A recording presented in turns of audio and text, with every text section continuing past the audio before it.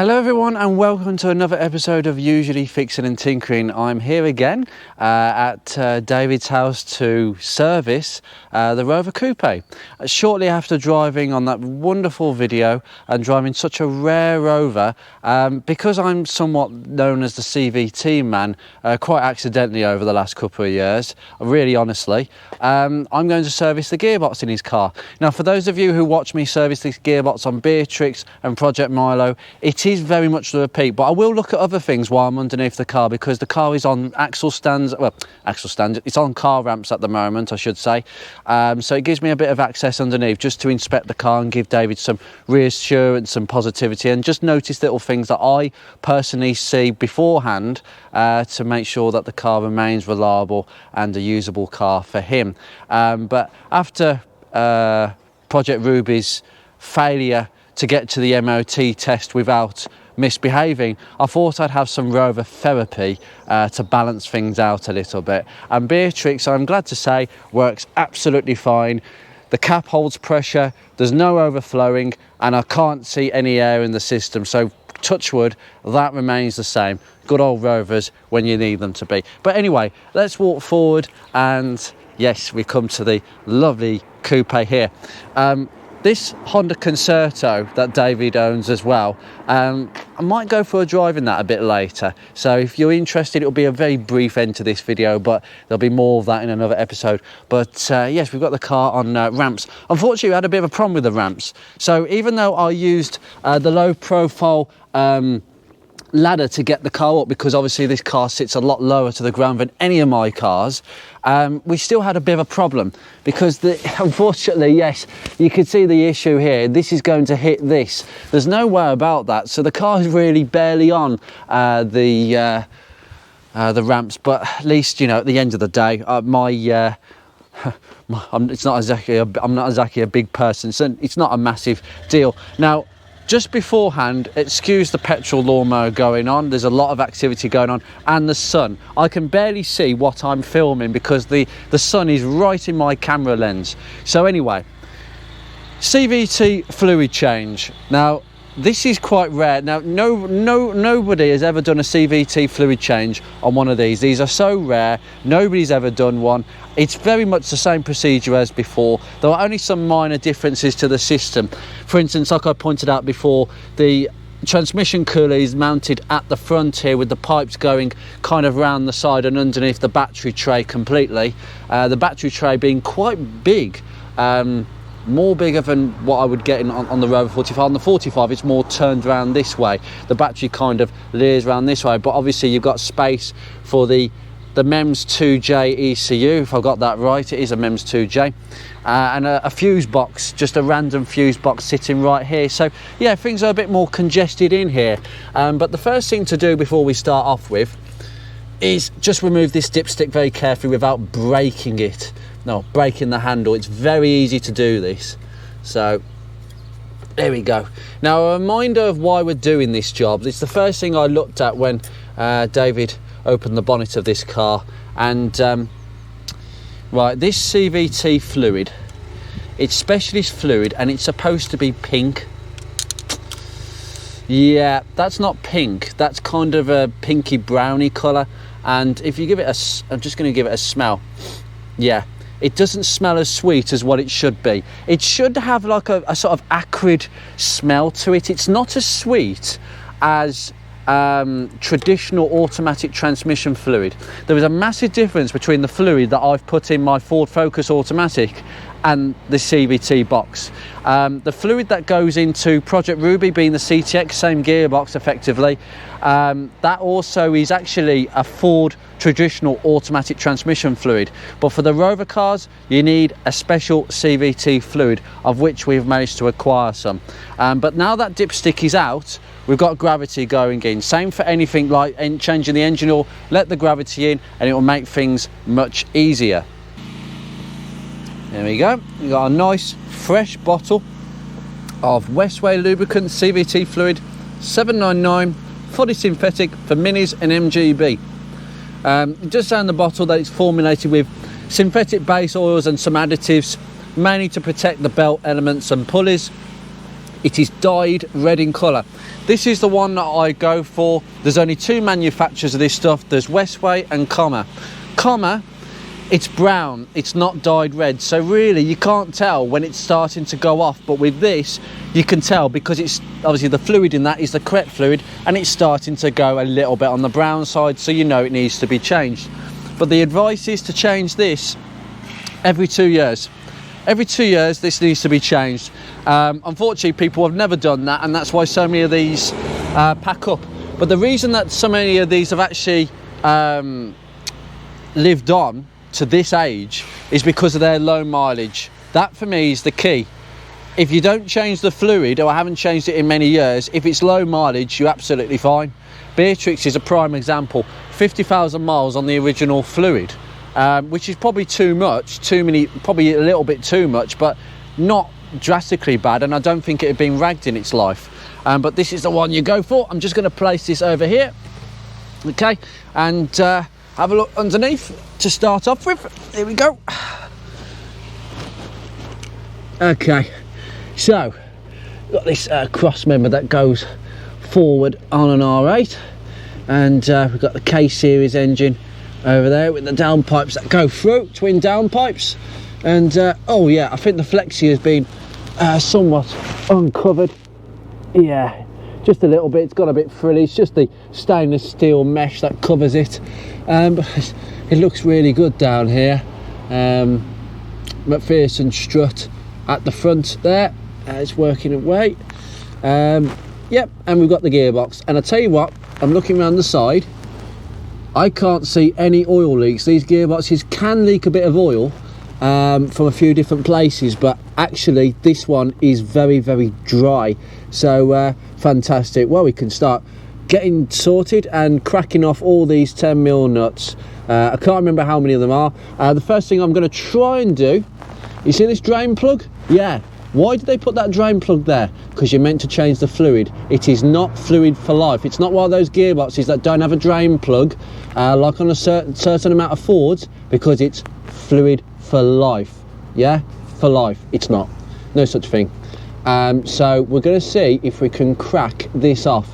It's a H6, and I'm going to see if my impact gun is going to be beneficial. If it isn't, if it's not going to play ball, I'm not going to bust that for the sake of it. I'm just going to release all the bolts. Let's see what happens first. And this is where you realise, when you thought you put the right tool in, well, it isn't a H6, sorry, it's a H8. H6. I suppose I've got to do it the hard way and take all the bolts out. Oh well, doesn't matter. Most of the time the drain plugs are quite tight, so let's do it the hard way. Okay, I've done this job many times before, excuse the camera. So let's try and get these off. They do crack off quite nicely. There we go, that one's gone. And this is where the mess begins. Go over there. Oh, come on. There we go. This fluid is going to come down my arm quite a bit. There we go. Lovely. Right, they're all loose now. Now I can get my cheat gun. Make sure I'm not tightening anything up. These things are so good, it's untrue.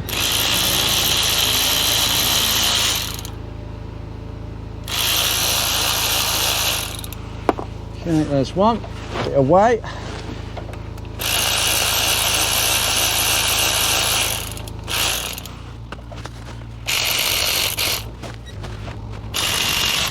Right, the tip is, now I've taken most of the bolts out apart from 2 or 3. My advice is have one at the front done up, one at the back done up, and it has just started to weep a bit of fluid. That's it. Because if you can't get the drain plug undone, that's absolutely fine. Do it this way.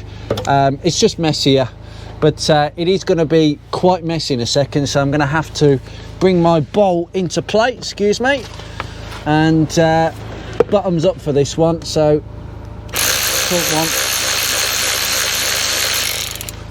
Now, what will happen is the gasket will possibly be stuck, keep the sump stuck to the actual gearbox. So like Beatrix, when it just fell on me under the weight of the fluid, it might stick and then drop. So it's a case of giving it a bit of a whack. But I'm just going to take the rear one out now. This is why YouTubers don't do filming when working on cars. Yeah. It's frustrating. Imagine it's not easy. It's frustrating. I like your channel. Oh, it's starting to come. Go, go, go, go.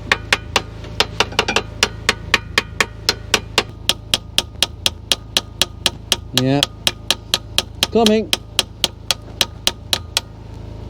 It's coming. It's out. Come on. I'll be really careful not to bend this pan, but it is dripping quite a bit. It's coming out nice and reddy brown. Yeah. Well, at least it's draining nice and slowly and controlled. Just try and catch as much as possible.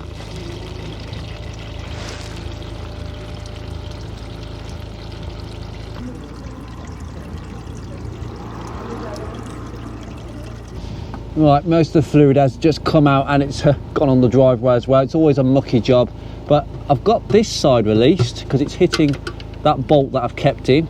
But that side is still stuck. I've never known them to be so bad. So you've got to just leer in a little bit and just keep on going at it with the screwdriver, but just be very careful you're not bending the pan. But what I'm going to try and do now is release this bolt completely, and I should be able to get enough room to just rip it off, basically. Well, I say rip it off, just do it as gently as possible. Here we go.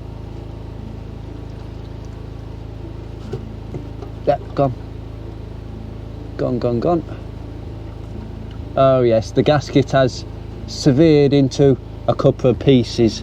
Oh dearie, dearie me. I did not bring a new gasket with me. I think we might have to concur with this one. That they don't usually go like this. So, oh dearie, dearie me. New gasket is definitely on the cards. Let's just take this off for a start. Yeah, the old gasket is just ripping off. Okay. Ugh.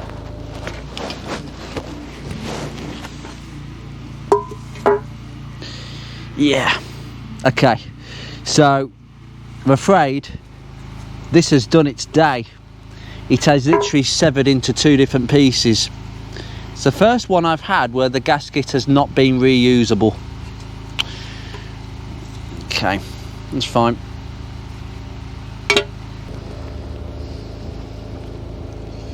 Right, so we've got the filter up there, of which that filter is very, very familiar.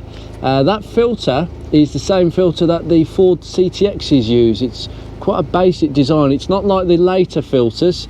So the earlier CVTs have a very, very different filter indeed.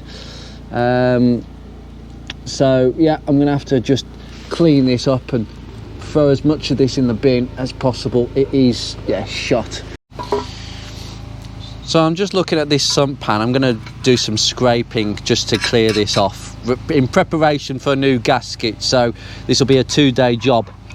But this is the magnet at the end of the drain plug, and that is so minimal, it's untrue. This gearbox is in really good condition because that is extreme low wear. Usually you get a whole hedgehog on here at this sort of mileage, so that's really, really good. So I'm just going to give this a complete clean up and scrape all this off and scrape the rest of what's on this pan. But it looks in really, really healthy condition. Everything's nice and clean in here. I mean, look at it, it's not, yeah, apart from the gasket, everything looks good in here. Right, we can't continue today, so it's clearing up, scraping all the old gasket and reconvening with a new one.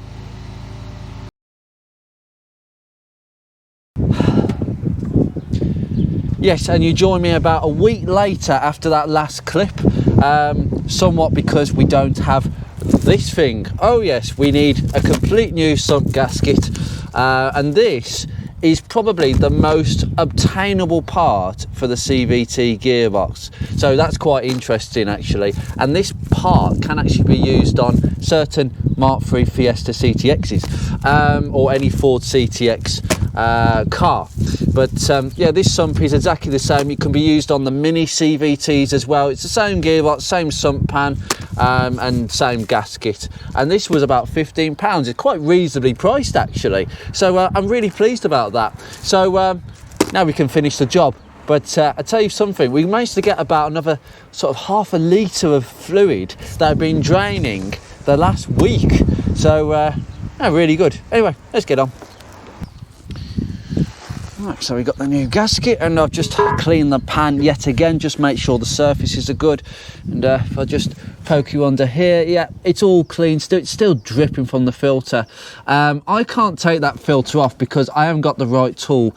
The screw holding that filter on is that crosshead sort of flathead screw, not a nut that's on my Fiesta, so that's a bit of a tricky one. But I've just left it in situ. It's absolutely fine. We don't change the filters because you can't get the filters. It's as simple as that. But ideally with this, if I get this the right way, Andrew, thank you. And this is a nice floppy, nice rubbery construction. This is the first time I've had to change one of these, but you don't have to worry about not getting new ones. So anyway, you have to try and get it lined in. Some people use a bit of grease to keep it in the same position, but what I'm just going to do is I'm just going to get a couple of these bolts and put it through. It's simple as that.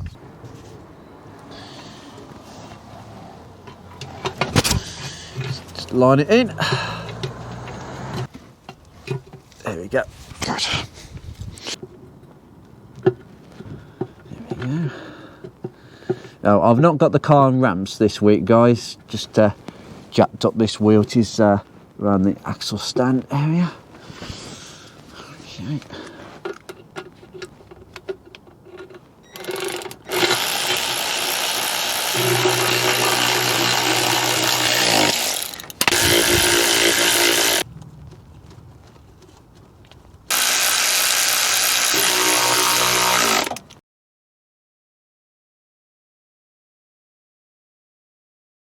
Then once all the bolts are in place, torque wrench, about 12 Newton meters, not too much, just keep going round.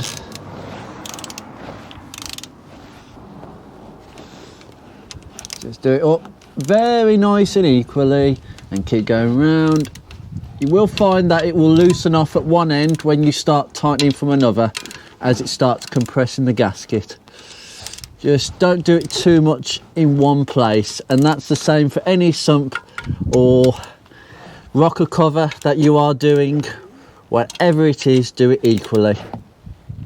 There we go. We're just started to get some clicks. Here we go.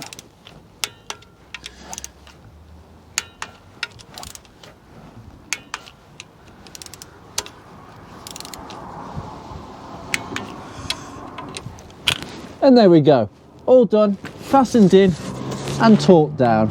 So let's drop this blasted thing. Let's take this axle stand away. So the seals on this are really good. They have been under seal quite a bit down there, but that's all good. Right. See, never ever managed to do it smoothly. Oh, and as usual, it just sticks. Thank you very much. Right, now we've got it on a level plane surface. Dipstick needs to come straight out without destroying it.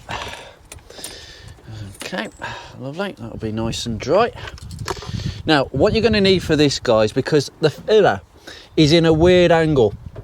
If you've got this gearbox on a Metro, your dipstick will be here and it'll be straight up. Fantastic, you've got no problems. But unfortunately, because of the angle of here, this is why the reason why these handles get broken, because people sort of pull it at an angle instead of trying to get it all the way back. And also filling it is also a bit of a problem. Now, I'd recommend some cloths to start off with, because the breathing system on this gearbox isn't entirely efficient when you're filling up, so it might burble back. And then the next thing I'm going to go and grab is this flexible filler. Now, I bought this specifically to do this job, and it worked very, very well on Beatrix. And just tuck it nicely in. There we go. I might need to actually move some of that wiring. If you have to move some of the wiring out the way, please do so, because this is actually getting in the way. There we go. Okay, make sure it's fully in. Okay, now you might need to hold that to secure it from actually falling out again. But then you can just fill up. Now, the specification, and this is why one of these bottles will be more than enough, usually you have some spare, is to fill this gearbox up 4 litres. 4 litres straight from the off. We've removed over 4 litres on this gearbox, so that gives you an idea of how much you need to put in. So 4 litres goes in. But also bear in mind this, always consult the manual, because I've known it before where people have actually done let's say an engine oil change or gearbox oil change, and people are measuring out the old fluid. Like, instead of looking at the Haynes manual, they'll measure what's come out and then they assume that's what's got to go back in. Well, what if the last person who did it, including some garages, overfilled it? So if they overfilled it, you're gonna think, oh, that's the normal amount of fluid or oil, and then you end up overfilling it. Overfilling causes a horrendous amount of issues. Engine, gearbox, especially automatic gearboxes. You'll kill the gearboxes by overfilling them as well as underfilling them. In fact, it's just as bad as filling with the incorrect fluid in the first place. Anyway, let's fill very, very slowly. 4 litres, very, very slowly. Glug, glug.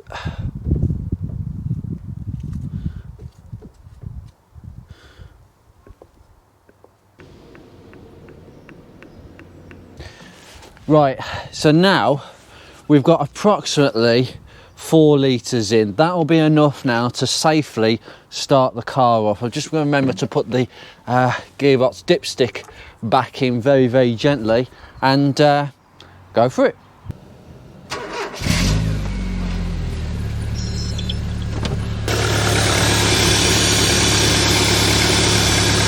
All good.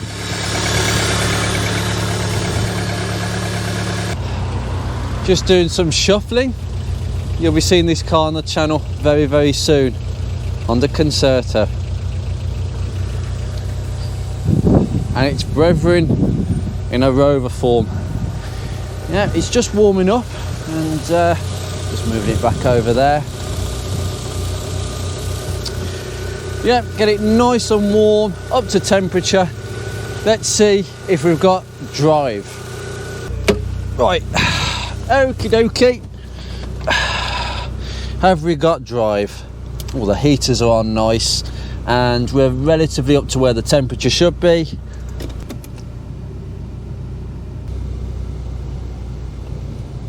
Yep.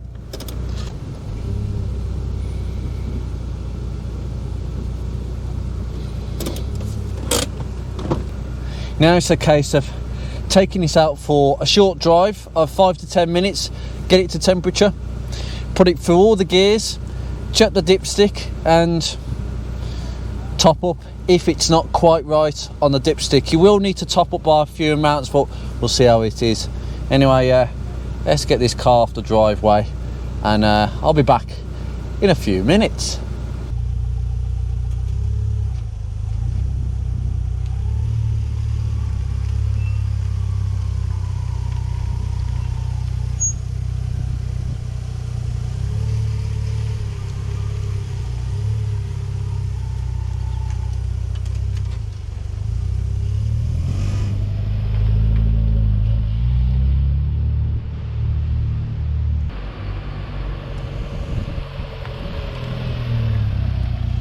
Yep, I think we're all good here.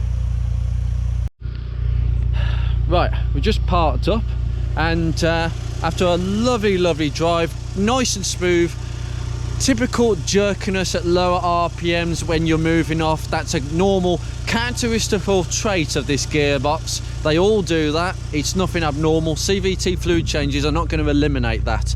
But the car drove very, very nicely, and the idea is of this is you're preserving the car very nicely. Now the handbrake is on. What you do now is you take it through every single gear 10 seconds, okay? Every single one. Neutral. It goes so nicely between each gear. And if I've just put this in drive, there's literally just the tiniest amount of engagement, no clunk, no surging, and in low. It's a nice gear lever, this is. It's nicely contoured. And then back up. Oh, excuse me. And then next one. Reverse. And then drive. Right, okay. So, up to temperature. Let's see what's going on with this. I'll take it out very, very carefully. It's very hazardous without breaking this handle. And we're about halfway on the dipstick. You see the two notches? We're about halfway, so a little tiny bit more CVT fluid, but that's it. That'll be it. You can put that back in and then finish. I'm going to get on with this and just a little bit more. It's literally just towards the low side of things, but I'm going to leave this here in the world of a Rover Coupe CVT, and that's what you do. And I thought I'd give you this little video. Something that's not been done before on a Rover Coupe, being such a rare car. This stuff does need to be changed. If you've got a CVT Rover vehicle, you really do need to change the fluid, and it's as simple as this. This can be done, I've done it now on 3 different cars. It can be applied to any car, including Rover Metros with this gearbox, MGFs. It's the same procedure. 4 litres straight in, get it to temperature, check, top up, take it for a drive, and then check, and then top up again, and then you're done. See you soon, guys.